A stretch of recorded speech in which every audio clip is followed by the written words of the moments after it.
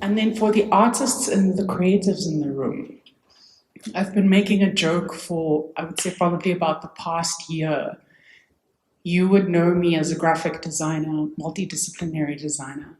I've gone from designing in Adobe to designing in Excel. Why do I say that?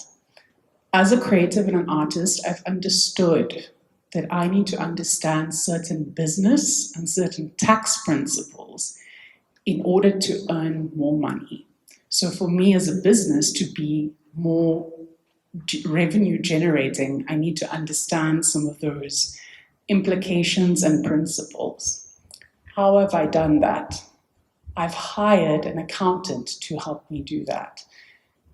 That has been part of me growing my business. So what I just want to say and share here is us as artists and creative people, let us also take responsibility for our God-given creative talent that has been given to us to say, how can I better that by maybe, yes, I don't need to understand how to calculate some of those figures there, but I can say to someone, look, I need help. Please assist me with this.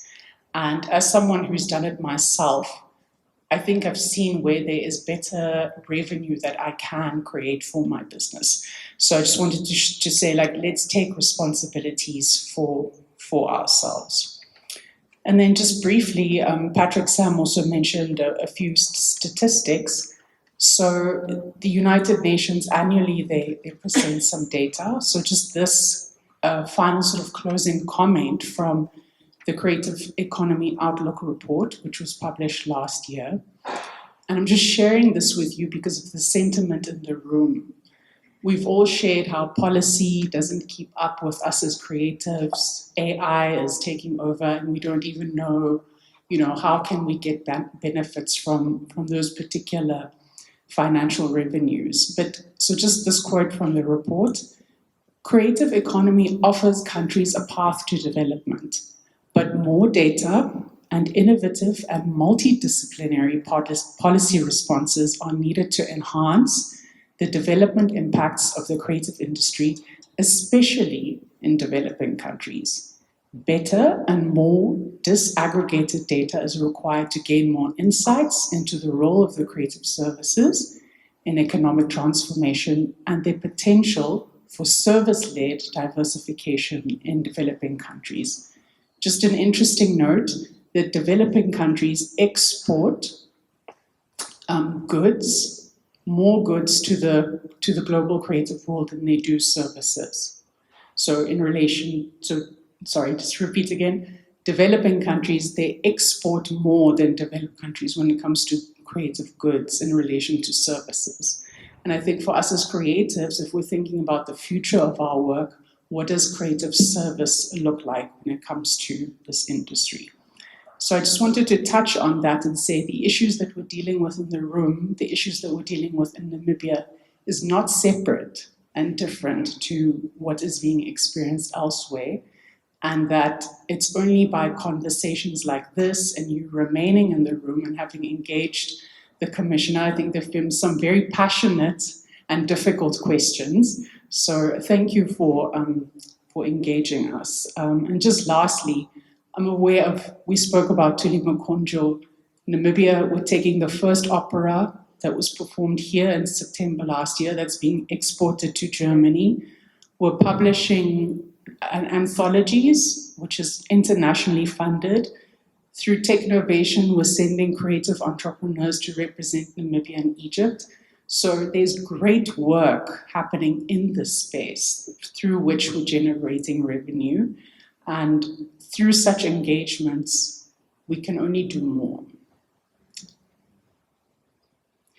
We started with in the beginning, and this is something that I think is always important when we look at design and innovation.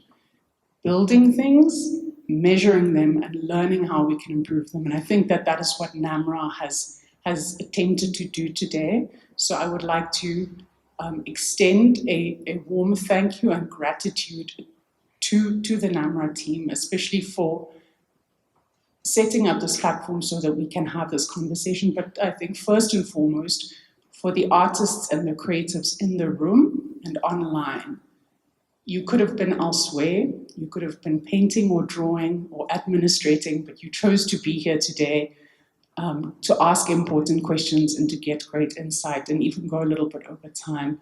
I'd like you to know that we value your presence, and if it wasn't for you, we wouldn't be here today. And you might have wondered, how did this come about? There's one person that we would like to thank, an unlikely candidate.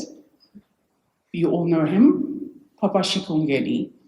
He was the one to recommend that this conversation should take place. He is not here today, but we wanted to say thank you for that, and also for knowing that, yes, if we have an ask, that NamRA is the type of organization that will say, yes, we do want to engage you.